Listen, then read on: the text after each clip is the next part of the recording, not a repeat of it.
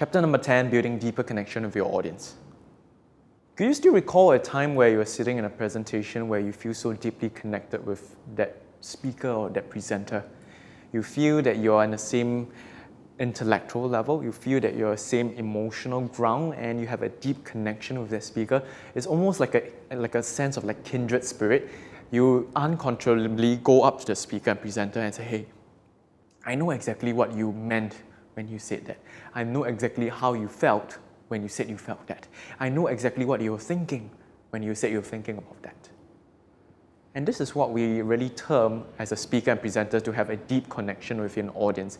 A lot of speakers and presenters want deeper connection with their audience, but one of the biggest challenges that they face is they haven't realized that they don't have a deep enough connection with themselves. And if you don't have a deep connection with yourself, it's like trying to speak about something, but you're speaking at the cerebral, the very intellectual level. So this happened to me, when in my earlier stages as a speaker, because when I was much younger, although I still look young, but when I was much younger, I was really trying my level best to impress people. I would go into corporate settings and impress them with fanciful charts. I'll pluck out statistics from Google, and I would be telling them, what I think that they should know that they don't already know yet. I was there to impress. But I realized over the years as I was speaking, I learned to humble down. I learned to hunker down. I learned to really be down with my emotions and really be comfortable and to be in acceptance of who I am. So these days when I begin my presentation, all my speeches, all my trainings, I'll tell stories that are a bit self-deprecating, self-effacing in nature.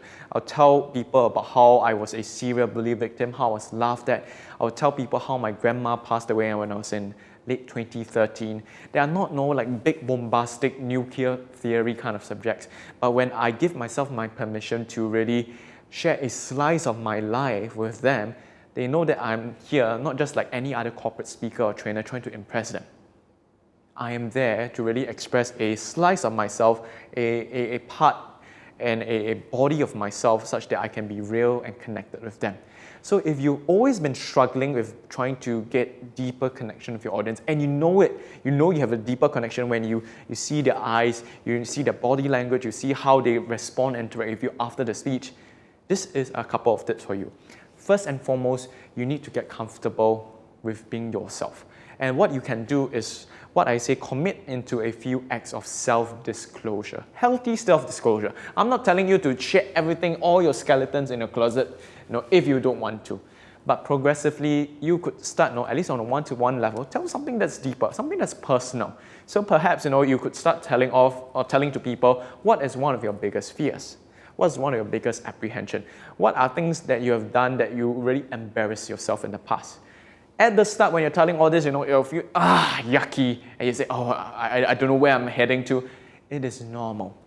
And I want you to be comfortable talking about yourself, letting yourself be in a limelight, but not in a positive limelight, but in somewhat a negative limelight, where you're being embarrassed, frustrated, negative, etc. And once you're getting a level of comfort telling that, then it helps you. Second thing in terms of getting a deeper connection is an extension of the first tip. I want you to always, when you go up on stage, be comfortable taking a piece of your clothing off. Okay, and just before you're thinking something wrong, not literally a piece of clothing, so you're not playing strip poker, okay? When I say clothing, it's like imagine yourself as an emotional clothing. So every time you go up on stage, can you find a topic, an angle, or a theme that you can share with your audience that perhaps sets you on a lower ground? This is what we call as a bit of self-deprecation. Can you first take a step where you are self-deprecating and ideally a step of vulnerability?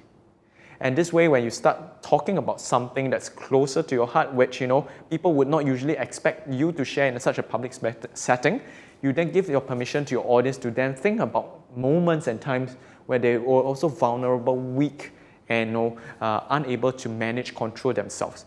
And this way, when you shed yourself, you allow your audience to shed themselves, you then get a deeper level of connection. Connection doesn't happen at the intellectual, the cerebral, at the high level aspects of conversation, but really happens where people can be one with themselves at the ground level, where you're just naked, not in a bad way, but naked with yourself, and to be comfortable being who you are. So those are your two tips. One, commit to a few more acts of self-disclosure.